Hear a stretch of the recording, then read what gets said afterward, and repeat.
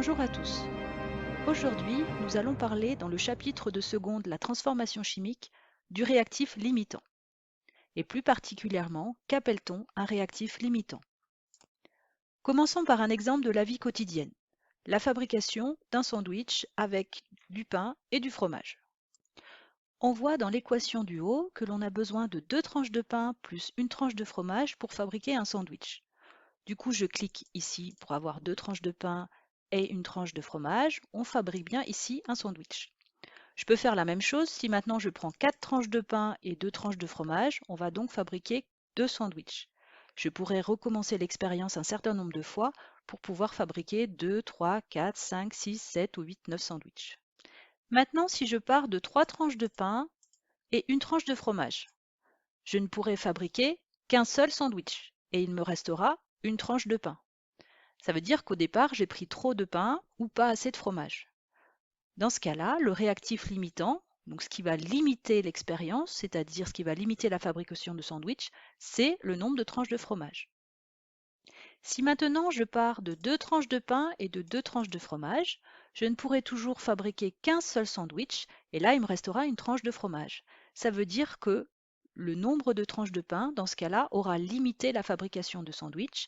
Ça sera donc ce qu'on appellera le réactif limitant. Prenons maintenant un exemple sur des molécules où l'on doit fabriquer des molécules d'eau. On voit ici dans l'équation que l'on a besoin de 2 molécules de dihydrogène et d'une molécule de dioxygène pour fabriquer 2 molécules d'eau. Donc dans l'animation, je clique sur 2 molécules de dihydrogène pour une molécule de dioxygène et je vois bien ici que je fabrique 2 molécules d'eau. Si maintenant j'augmente le nombre de molécules de dihydrogène au départ et que je pars avec 3 molécules de dihydrogène et que je reste toujours avec une seule molécule de dioxygène, je vais former à nouveau seulement 2 molécules d'eau et vous voyez ici qu'il me reste une molécule de dihydrogène qui n'a pas réagi. Je n'ai pas pu former plus de molécules d'eau car il n'y avait pas assez de molécules de dioxygène. On dira donc que c'est le réactif limitant. Raisonnons maintenant directement à partir d'une équation de réaction chimique. Donc là, on a la réaction du zinc, du métal zinc, qui réagit avec des ions H+, pour donner des ions Zn2+, et du dihydrogène. Que veut dire cette réaction? Elle nous renseigne sur le fait que si l'on part d'une mole de zinc, il nous faut 2 moles d'ion H+, pour fabriquer une mole d'ion Zn2+, et une mole de dihydrogène. On pourra aussi dire que si l'on part de 2 moles de Zn, on aura besoin de 4 moles de H+, et si l'on part de 4 moles de Zn, on aura besoin de 8 moles de H+, etc., etc., jusqu'à arriver au fait que si l'on part de n moles de Zn, on aura besoin de 2 n moles de H+. Ce qui nous fait dire que l'on aura besoin de 2 fois plus d'ion H+, que de Zn. Une autre façon d'écrire que l'on a besoin de 2 fois plus de H+, que de Zn est la formule suivante, 2NZn égale NH+. Ça veut bien dire que le nombre de moles de H+, est égal à 2 fois le nombre de moles de Zn. Cette formule peut aussi s'écrire de cette façon-là, NZn sur 1 égale NH+ sur 2. On a juste divisé par 2 les deux quantités qui sont de part et d'autre du égal.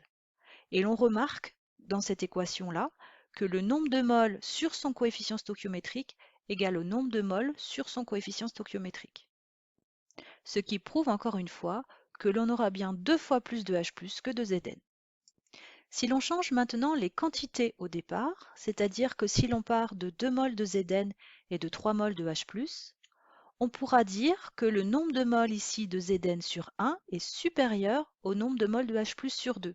En effet, ici, le nombre de moles de Zn 2 est supérieur au nombre de moles de H+ 3 sur 2.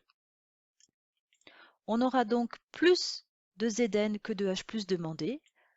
On pourra dire du coup que H+ sera le réactif limitant. Si maintenant on a au départ 2 moles de zinc et 5 moles de H+, par le même raisonnement, on peut dire que le nombre de moles de Zn sur 1 est inférieur au nombre de moles de H+ sur 2. En effet, 2, qui est le nombre de moles de Zn, est inférieur à 5, qui est le nombre de moles de H+, sur 2, 5 demi étant 2,5. On aura donc plus de H+ que de Zn demandé, et dans ce cas-là, ça sera Zn qui sera le réactif limitant.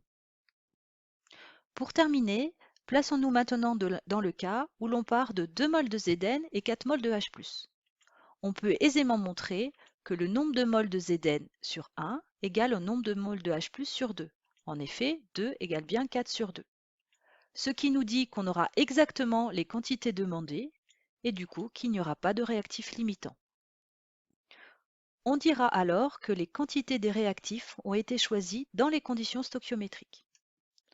J'espère que cette vidéo vous a plu et vous a permis d'y voir plus clair sur la notion de réactif limitant. Je vous souhaite un bon travail et vous donne rendez-vous dans de nouvelles vidéos pour de nouvelles aventures.